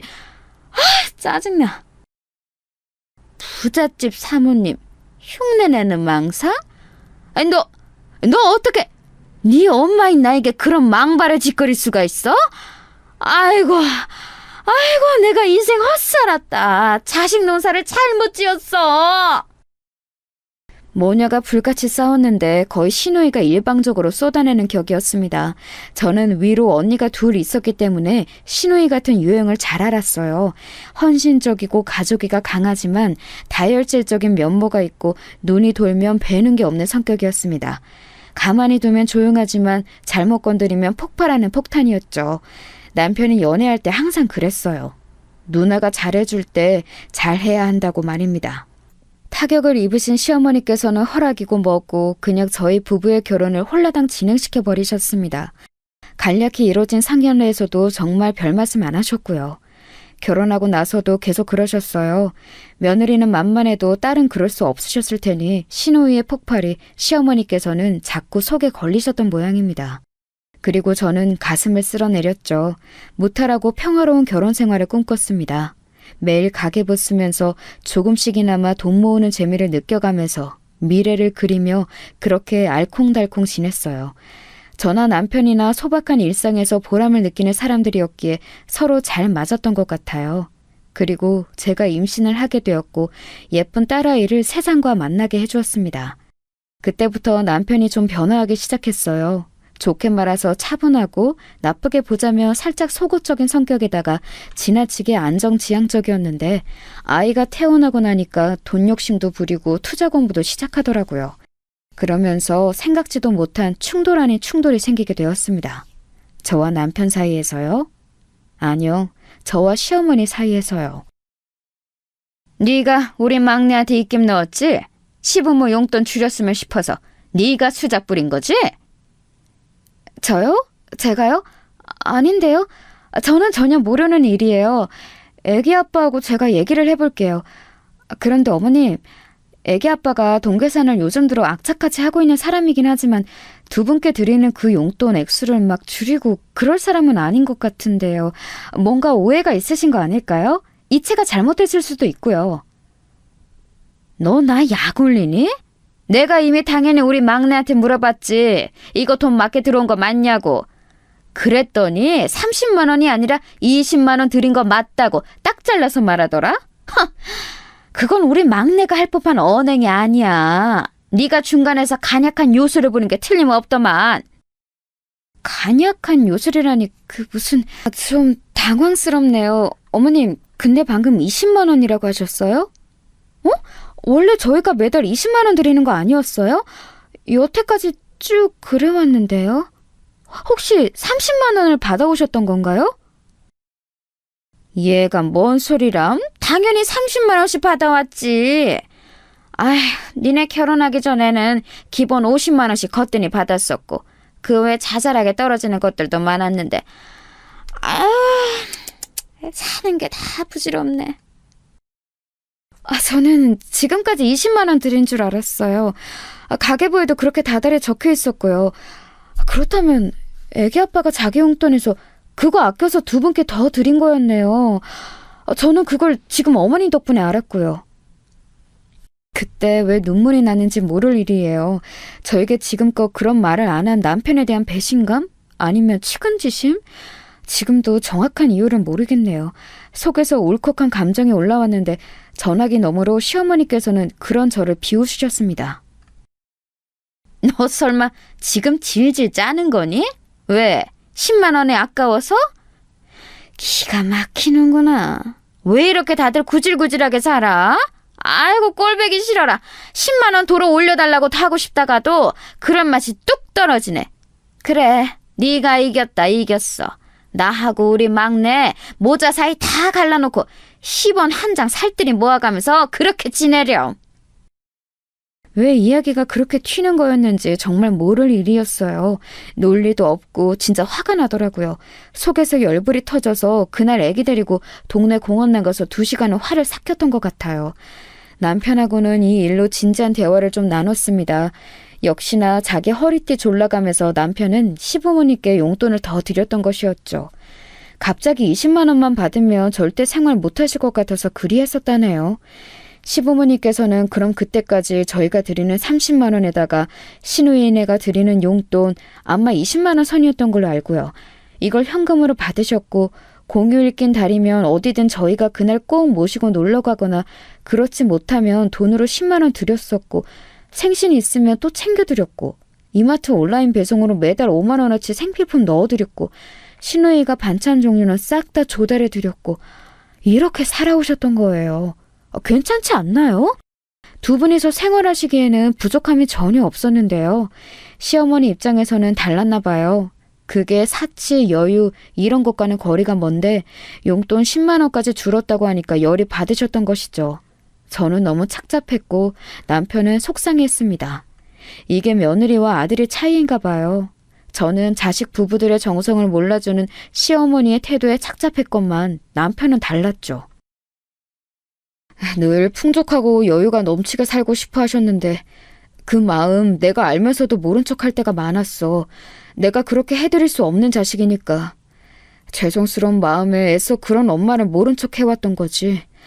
내가 잘난 자식이었으면 엄마가 피부 관리실이나 실컷 다니시고 명품 쇼핑하시고 원하시는 그런 생활을 누리셨을 텐데. 씁쓸하다. 세상에, 속으로 그런 생각을 내심하고 살았던 거예요. 제 남편이 그날은 조금 낯설게 느껴졌네요. 제가 아이 낳고 나서 같은 애엄마끼리 시누이하고 공감대가 살짝 생겨서 따로 편하게 연락도 하고 지내게 되었는데요. 이런 고민을 시누이에게 털어놓았더니 진작 알고 있었다는 듯 한숨을 쉬더군요. 걔는 원래 그래. 그런 거 무슨 증상 이름도 있지 않나? 착한 아이 증후군? 뭐 그런 건가 봐. 우리 오빠는 옛날부터 공부벌레 범생이라서 딱 벽을 치고 사는 느낌이지. 나는 성질머리 있어서 쉽게 못 건들지. 그러니까 우리 부모님은 막내가 가장 편하셨던 것 같아. 그런 만큼 자꾸 기대를 하시고 바라는 것도 많으시고 그러다 보니 세월이 흘러서는 이렇게 되었네. 나는 세상에서 가족만큼 복잡한 관계는 없다고 생각해. 그 안에 얽힌 이야기며 감정이 너무 복잡해. 저도 그게 뭔지 알 것 같아요. 저는 세상에서 가장 애틋한 사람이 저희 친정엄마인데 가장 애정어린 사람도 친정엄마이거든요. 가장 불편하면서도 편한 게 친정 식구들이고요. 시누이하고 이런저런 얘기를 나누면서 앞으로를 함께 다짐하기도 하였죠. 가진 것에 비해 바라는 게 많고 본인은 하지 않으면서 남이 해주기만을 하는 사람, 바로 저희 시어머니이자 시누이의 모친. 그분을 어떻게든 떠안은 채 변하시기를 바라며 잘 살아보자고요. 이때까지만 해도 아주버님은 안중에도 없었어요. 무슨 연구직 같은 걸로 일을 하고 계셨는데 혼자 조용히 자취를 하며 결혼 자금을 모으는 것만으로도 벅차다나 뭐라나? 그러고 계셨거든요. 시부모님께 효도하는 데 있어서 아주버님의 참가는 늘 미미한 정도였답니다. 그런데 이게 웬일인가요? 시댁에 급격한 변화가 일어나게 되었는데 그 주범이 아주버님이셨어요. 드디어 결혼을 하시게 된 아주버님, 그 상대가 무려 의사였습니다. 저하고 남편도 깜짝 놀랐는데 시부모님께서는 어찌셨는지 안 봐도 화나지요? 거의 기절할 땐 놀라시면서 기뻐하셨습니다. 특히 시어머니께서는 감격의 눈물마저 흘리셨죠. 이게 꿈이냐 생시냐? 우리 집안의 의사 맏며느리? 천지신명이시여 열심히 착실히 성실히 산 그 보답을 지금 받게 해주시는군요. 감사합니다. 정말 감사합니다. 앞으로 착한 마음으로 살겠습니다. 세상에 이바지를 하며 살겠습니다. 시댁의 작은 베란다에서 물 떠놓고 그런 기도를 올리셨어요. 그거 보여주시려고 저를 부르셨던 것인가 싶어서 좀 당황스러웠네요. 제가 어색해서 엉거주춤 있으려니까 시아버지께서 다가오시더니 흐뭇한 얼굴로 저에게 귓속말을 하셨습니다. 저거 내가 새벽같이 산에 올라서 떠온 약수야, 약수. 산에 전기를 흠뻑 받은 물이지. 그러니 저기에다가 기도를 올리면 얼마나 효염이 있겠어? 후딱 결혼식까지 올리기로 결정난 마당이니 앞으로를 위한 기도를 지금 올려야 순서가 맞지. 나중에 알고 보니까 그 의사 형님 집안이 독실한 불교 집안이더라고요. 그리고 산에 올라가 기도드리는 걸 중요하게 생각하는 집안인 것 같던데 그래서 그렇게 물을 떠다 놓고 시부모님께서도 기도를 하셨던 모양이었죠. 저는 이런 걸 안 보고 자라서 낯설었고 그래서 별 생각도 없었어요. 시어머니께서 기도한 자리를 저보고 말끔히 치우라고 하시기에 그대로 했죠. 자리 정리하고 그릇 설거지까지 싹 마쳤더니 화장실 다녀오신 시어머니께서 기함을 하셨습니다.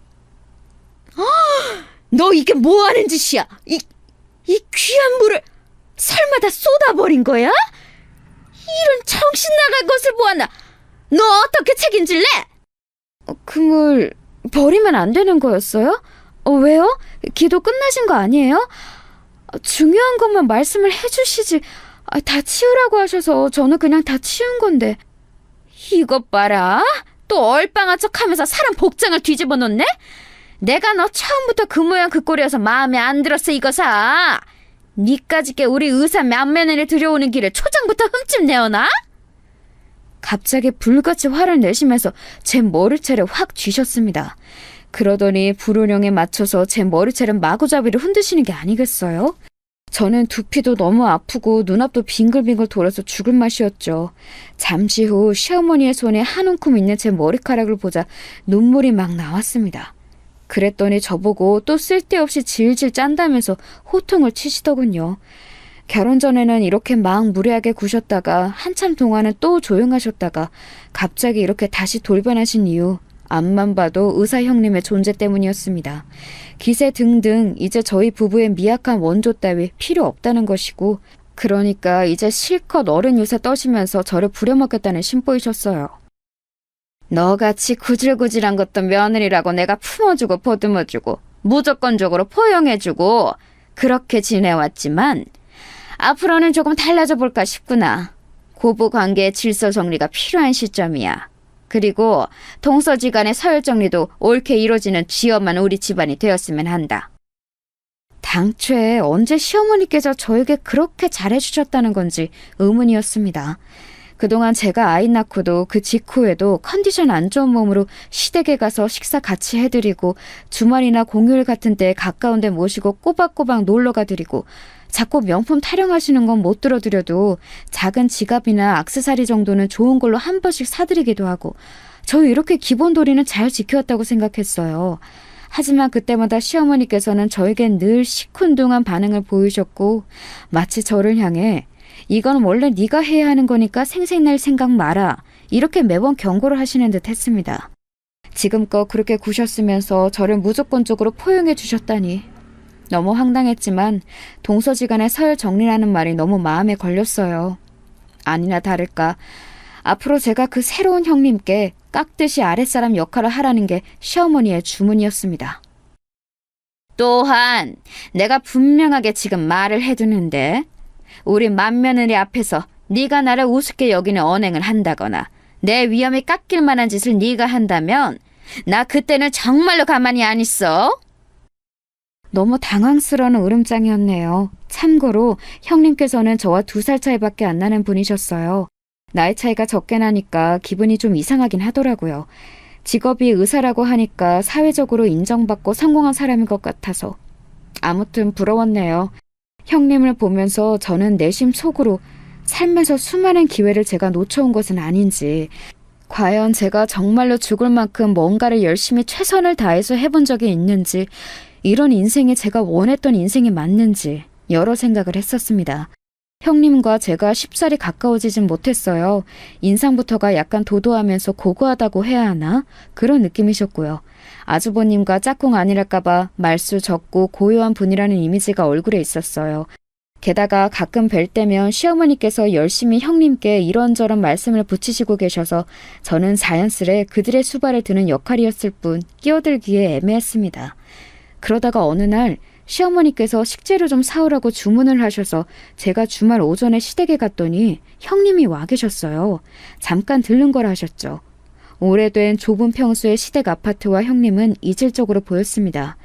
그런 곳에 있어도 형님은 차림새 때문인가 고급스러운 느낌이 좀 있더라고요. 편한 옷을 입고 온 저와 더욱 비교가 됐네요.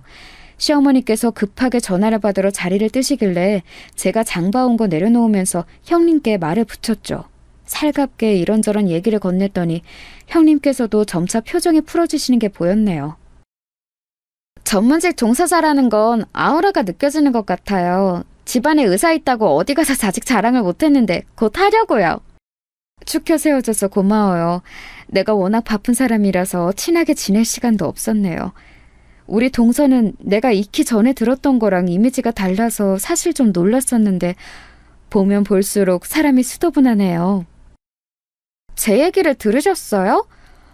아주버님은 잡담을 하실 분이 아니신 것 같은데. 그 일은 워낙 과묵해서 이런 얘기도 안 해요. 어머님께 몇 번 들었어요. 워낙 가족 얘기는 많이 하시는 분이라. 어머님은 동서가 자꾸 모자 사이를 이간질한다고 안 좋게 보시는 것 같지만 나는 남이 말하는 평판을 진지하게 받아들이는 사람까지는 아니라서요. 우리 동서, 나는 꽤 괜찮다고 봐요. 네. 그러셨구나. 고맙습니다. 당황해서 멍청하게 대답을 해버리고 그날 집에 와서 얼마나 후회했는지 몰라요. 제 이야기를 형님께 안 좋게 전해오셨던 시어머니를 떠올리면 가슴이 답답했죠.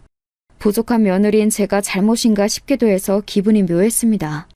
그러던 어느 날 시어머니께서 형님의 생일을 앞두고 다 같이 사이좋게 집에서 밥이나 먹자고 하시면서 저에게 그 생일상을 차리라고 하셨어요. 네? 제가요? 저 혼자서요? 저는 딱히 잘하는 요리도 없는데요. 그럼 너 아니면 누가 하니? 아휴, 나는 요새 갱년기가 왔는지 음식간을 잘못 맞춰. 네가 작은 며느리로서 이런 데 점수나 따면 좀 좋겠니? 네, 알겠습니다. 그런데요, 어머님. 혹시 형님께 직접 정성스레 차린 생일상을 준비하시겠다고 이미 그렇게 말씀을 해놓으셔서 어떻게든 수습해야 할 상황인데 방법이 없으시니까 저에게 전가하시는 건 아니죠? 너는 말을 해도 꼭 이렇게 사람 속 뒤집어 놓으면서 얄밉게 하더라? 맹하게 생긴 주제에 그런 파악은 어째 그렇게 잘한대? 하여간에 너는 한 대 맞아야 정신을 차리고 똑바로 행동하는구나. 매를 벌어요, 매를! 그러면서 제 정수리를 손바닥으로 탁 치셨습니다. 아픈 것보다는 기분이 나빴죠.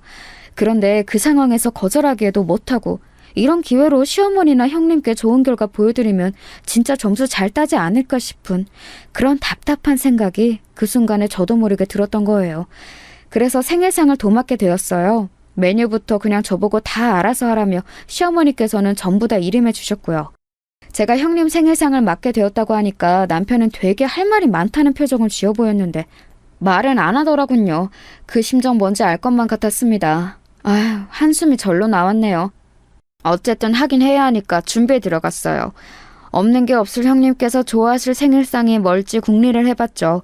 제가 나름 파악한 게 있었는데 형님은 고기들 중에 돼지고기를 가장 좋아하신다는 것이었어요. 갈비찜을 소갈비찜보다 돼지갈비찜으로 더 선호하시는 걸 처음에 알았을 때 살짝 눈치를 챘었는데요. 언제 한번 말복 이야기가 나와서 닭고기에 대해서 말을 하고 있을 때 이러시더라고요. 나는 오리보다 확실히 닭이 더 맛있더라고요. 어디 가서 오리구이를 맛있게 먹어본 적이 없고 오리 훈제도 뭐가 맛있다는 건지 잘 모르는 입맛이에요. 오, 그러세요? 오리보다 닭이 더 흔하니까 다행이시네요. 고기 중에서 그럼 닭을 제일 좋아하세요? 치킨 같은 거 잘 드시겠다. 고기는 돼지가 가장 낫죠. 솔직히 잘 나온다는 한우 고깃집 아닌 다음에야 소보다 돼지 구워 먹는 게 더 맛있더라고요. 딱 먹어보면 입에 삼겹살 같은 게 제일 많이 먹히지 않아요? 김치하고 짭짤한 반찬하고 이렇게 삼겹살 곁들여 먹으면 진짜 맛있는데 차리기도 귀찮고 냄새 빼는 건 더 귀찮고 여러모로 직접 해먹지는 않네요. 그렇다고 차림이 잘 나오거나 고기 질이 가격 대비 썩 좋은 집을 찾기도 애매해서 좋아하는 음식치고는 대단히 만족한 적이 잘 없는 것 같아요. 와, 저 형님이 말씀 이렇게 진지한 표정으로 오래 하시는 거 처음 봐요. 돼지고기를 엄청 좋아하시나 보다. 제가 기억해 둘게요. 답지 않게 너무 주절거리고 마셨던 건지 형님은 뭔가 민망하다는 얼굴로 더 말을 얹지는 않으셨었어요. 그런데 제가 형님 생일상을 준비하게 되자 그게 딱 기억이 나버린 거예요. 이미 예산 수준은 나와 있던 게 있었으니 고기 물색부터 들어갔습니다. 다른 게 뭐 더 중요하겠어요. 사실 고기 질이 좋은 게 가장 최고인 거죠. 그래서 동네 엄마들에게 정보를 얻어가면서 진짜 맛있는 삼겹살을 판다는 곳을 찾아서 굳이 편도 40분 걸리는 거리를 가서 고기를 사왔습니다. 뿌듯하더라고요. 이왕 하기로 한 거 제대로 잘하면 좋잖아요. 솔직히 시어머니라든지 다른 시댁 사람들 보랍시고 차리는 명목이 짙은 감이 없지 않아 있었지만 생일 당사자인 형님이 만족해 하신다면 그것보다 좋을 수는 없을 것 같았어요. 밑반찬은 머릿속에 딱 그려놓은 게 있었기 때문에 구성하기 어렵지 않았고요. 신선한 채소들만 신경 써서 잔뜩 마련했네요. 이윽고 당일이었어요. 바쁜 형님의 일정상 늦은 점심을 함께 하기로 한 것이었기 때문에 그 주말 아침부터 저하고 남편하고 준비 바리바리한 거 점검 마치고 시댁으로 출동해서 상을 벌였습니다. 곧 시누이 내외도 왔고 시아버지의 사촌동생 한 분도 오셨어요. 시어머니께서는 저희 부부가 왔을 때부터 좁은 베란다에서 사투를 벌이시느라 계속 바쁘셨는데 애지중지 키우신 웬 식물 하나를 예쁘고 작은 화분에 옮겨 담으시느라 그러신 거였죠. 에라이, 내가 이걸 어제 했어야 됐는데 비가 쏟아져서 허리가 쑤신답시고 미뤄뒀더니 이 사달이 나는구나. 아유, 혼자 할 수 있을 줄 알았는데 이거 원 더럽게 손이 많이 가네. 막내야, 너 이리로 와서 얼른 이것 좀 해봐라. 네, 엄마, 제가 좀 도와드릴게요. 근데 이거는 왜 옮기시는 거예요? 이 시기에 분갈이를 굳이 하시는 건 아닌 것 같고. 혹시 형수님 거예요? 당연하지. 아니면 내가 왜 지금 이런 용을 쓰고 있겠니? 요게 바로 내가 5년 넘게 애주준지 키워온 녀석인데 건강과 행운의 상징이란다.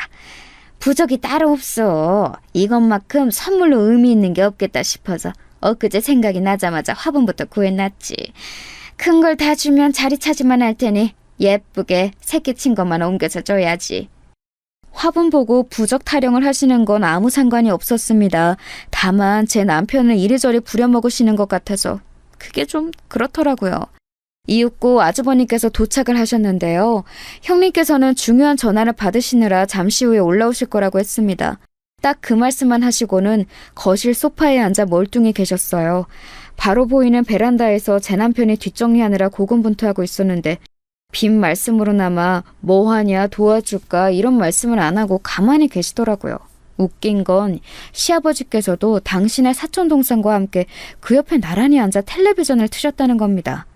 그나마 시누이 내외가 거실에 상 펴고 상 닦고 그런 걸 했지요. 그런 광경을 희끗하면서 저는 고기판을 불 위에 올렸습니다. 이제 딱 삼겹살을 구우면 될 때였으니까요. 길게 썰린 삼겹살 한 줄을 고기판 위에 올린 직후였어요. 그 사이 빠르게 흙 묻은 옷까지 갈아입고 나오신 시어머니께서 부엌으로 들어오시더니 경악을 하셨습니다. 알아서 잘 하겠거니 싶어서 맡겼는데 지금 이 꼬라지는 뭐야? 갈비찜하고 해신탕 같은 거 하는 게 아니었니? 고기를 왜 굽고 자빠졌어? 게다가 삼겹살? 아니, 하나도 아니고 지금 삼겹살을 굽는 거야? 에라이, 정신 빠진 거사! 머리가 나쁘고 눈치가 없는 것도 어느 정도가 있는 거야. 너는 귀한 의사 선생님께 고작 삼겹살을 차려드리고 싶은 마음이 잘도 들었어? 어머니께서 저보고 메뉴 알아서 하라고 그러셨잖아요. 저는 형님이 좋아하시는 걸로 준비를 한 건데 그렇게까지 저를 비난하시는 이유를 잘 모르겠습니다. 어랍쇼? 이게 또 눈물 한 바지 쏟으려고 시동을 거네. 이 무식한 것, 이 천박한 것. 내가 너 초장부터 이래서 알아봤던 거야. 감히 의사 맏며느리 앞에서 내 채신을 깎아먹으려고 이따 삼겹살 소냐 준비하더니 그래놓고 눈물 글썽하고 자빠졌네. 이건 너나 다 처먹어. 누가 이딴 걸 먹는다는 거야? 우리는 밖에 나가서 외식할 테니까 너나 많이 해먹어라. 시어머니께서는 머리 끝까지 화가 나셨는지 침을 튀기며 열변을 토하시더니 삼겹살이 담긴 봉지째 집어들어서 그걸로 제 머리를 치셨습니다. 묵직한 게 제 머리를 치고는 바닥에 떨어지는 걸 저는 멍하게 쳐다봤지요.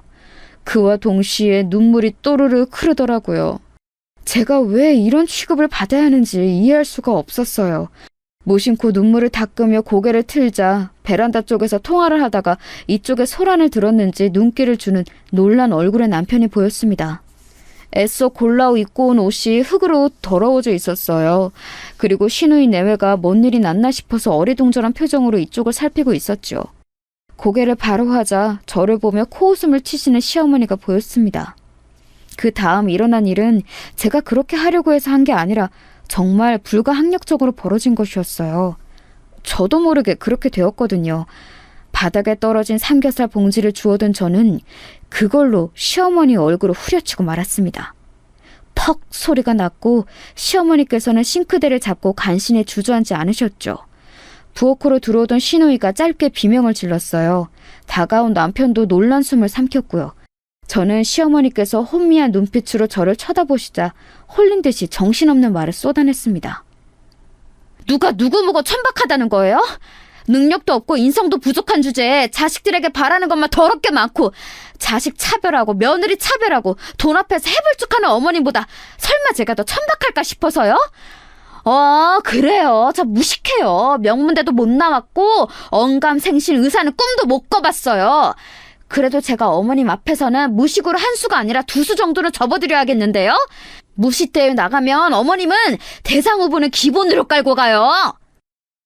시어머니께서 놀란 입만 뻐끔거리셨고 한 줄 올려놓은 삼겹살이 지글지글 익는 소리를 내길래 저는 신경질적으로 가스불을 꺼버린 뒤 고기판 채로 싱크대에 그걸 확 엎어버렸습니다. 그러자 시어머니께서 뒤로 물러나며 놀란 비명을 내지르셨죠. 그때부터 제가 아주 오해를 시작했어요. 왜 그랬는지 모르겠는데 그냥 막 울음이 크게 나오더라고요. 남편이 다가와서 제 어깨를 감싸 안았고 시어머니께서는 그런 당신의 막내 아들을 비난하려는 듯 덜덜 떨리는 팔을 들어 삿대질을 하셨습니다. 그때 시누이가 끼어들었어요. 올케가 미친 짓 했지만 엄마가 선수 치셨어. 그러길래 왜 사람을 극한으로 몰아가요? 뭐라고? 너네 다 누구 편이야? 누구 편이냐고? 이 구질구질한 것들이 똑같이 다들 정신이 나갔네? 다 필요 없어. 우리 장남하고 맏며느리만 있으면 돼. 시어머니께서는 악다구니를 쓰셨고 저는 엉엉 울면서 그런 시어머니께 원망의 눈길을 보냈어요. 그러자 그게 화를 돋구었는지 시어머니께서 어디서 그런 힘이 나셨는지 남편을 밀치고 제 머리채를 확 잡으셨습니다. 일전에 뜯겼던 것보다 더 아프더라고요.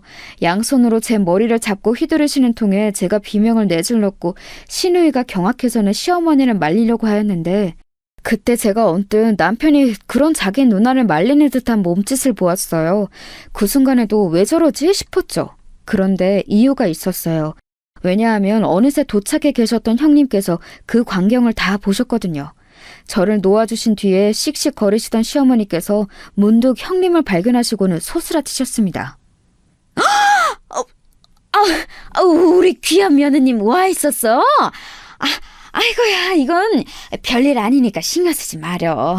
지금 상을 차리고 말고 할 게 아니라서 우리 어디 그 근사한 곳에 나가서 먹자. 어머님, 지금 제가 생일을 챙김받을 그런 상황이 아닌 것 같습니다. 며느리 머리 잡아뜯는 시어머니의 모습을 보고도 태연하게 있기란 아무리 저라도 어렵거든요. 저쪽에서 먼저 나를 쳤어. 며느리 주제에 감히 시어머니 뺨을 후렸다니까? 건반직녀는 내가 당장에 소문 안 봐주고 어쩌겠니? 며느리 주제라고 말씀하시는군요. 저도 어머님의 며느리인데 흠칫하게 되네요. 조금 무섭기도 하고요. 어머님은 이런 분이셨군요. 잘 알겠습니다. 정말 죄송하지만 제가 갑자기 속이 안 좋아서 식사는 어려울 것 같아요. 오후에 일정도 있고요. 먼저 가보겠습니다. 형님께서는 엄청나게 무표정한 얼굴로 그렇게 말씀하시더니 꾸벅 목례만 남기시고 돌아서셨어요. 그 뒤를 허둥지둥 아주버님께서 따르셨고요. 이어 남편이 저를 챙겨서 함께 나왔죠. 나올 때 보니까 뒤에서 시어머니와 시누이가 한판 거하게 다투기 시작하는 소리가 들려왔어요. 벌써부터 일방적으로 시누이가 폭격하고 있더라고요. 남편하고 서로 눈물을 훔치며 저희 부부는 다짐했어요. 시댁에는 이제 발길을 끊기로 말입니다. 저나 남편이나 괜히 좋은 아들과 좋은 며느리라는 거 해보고 싶어서 지금까지 버티고 있었던 것 같아서 허무했네요. 놓아버리니까 마음이 편해졌죠. 그리고 이튿날 형님께 연락을 받았어요. 우리 동서 덕분에 시댁과 나이스하게 거리를 둘 수 있는 기회가 생겨서 너무 좋네요. 개인적으로 아주 고마운 심정이에요. 앞으로 종종 우리 만나서 커피 한잔하고 밥도 먹고 그렇게 지내요. 그때는 당황해서 그냥 어버버 하다가 통화가 끝났는데요. 그날 아주버님께서 남편에게 100만 원을 입금해 주셨어요. 제 계좌를 몰라서 그리했다 하시더라고요. 형님 생일상 준비한다고 고생한 비용이며 이것저것 친 것이라고 했습니다. 남편이랑 저는 그냥 앞으로 어떻게 되나 지켜보고 싶은 마음이었어요. 몇 달이 지나자 완벽히 결론이 났죠. 시댁은 고립되었습니다. 시누이는 지금까지 쌓인 게 많았다면서 시댁에 더 이상 안 가겠다고 했고요. 형님께서는 시댁이 마치 없는 것처럼 사셨고 가족이고 뭐고 공부만 하며 살아오신 아주버님께서는 부모 공경보다 아내 사랑이 우선인지 그런 아내의 노선을 너무 잘 따르셨습니다. 장남과 맏며느리를 이렇게 시부모님께서는 잃게 되셨죠. 가장 만만하게 부려먹으셨던 저희 부부가 사라지니까 시간이 지날수록 아쉬우셨나 봐요. 그 지엄하신 시어머니께서 저에게 사과까지 하신 걸 보면 말이죠. 예, 네 시아비가 손녀 보고 싶어서 우는 소리를 얼마나 하는지 아니? 나도 우리 손녀가 요즘 들어 더욱 보고 싶구나. 어머님, 저희 애 핑계는 왜 대세요? 별로 신경도 안 쓰고 사셨잖아요. 너무 서운하게 말하지 마. 우리가 남이니? 가족이잖아, 얘. 내가 지난 몇 년 동안 너에게 참 매정하게 굴었지? 가족 간의 허물 감싸주면서 우리 그렇게 지내자. 내가 다 잘못했으니 네가 용서를 해줬으면 좋겠구나. 제가 어머니께 하도 머리를 뜯겼더니 후유증으로 머리가 빨리 안 돌아가게 됐어요. 그래서 지금 바로 답변을 못 드려요. 이해하시죠? 그런 저의 태도에도 이제 시어머니께서는 아무 말씀 못 하셨죠. 시부모님께서는 특히 제 남편이 그리우신 듯 했습니다. 그러나 이미 남편은 시부모님 번호를 다 차단했으며 단 한 번도 먼저 저에게 두 분의 이야기를 꺼낸 적이 없었네요. 무탈하고 평화롭게 제가 그리던 결혼 생활 지금 하고 있는 중이에요. 아주버님하고는 여전히 어색하지만 형님하고는 제법 친해졌고요. 시누이하고는 둘이 멀리 여행까지도 가는 사이가 되었네요. 아무 문제 없이 잘 지내고 있는 지금인데 앞으로 계속 이래도 되는 것인지 가끔은 심란해지기도 한답니다.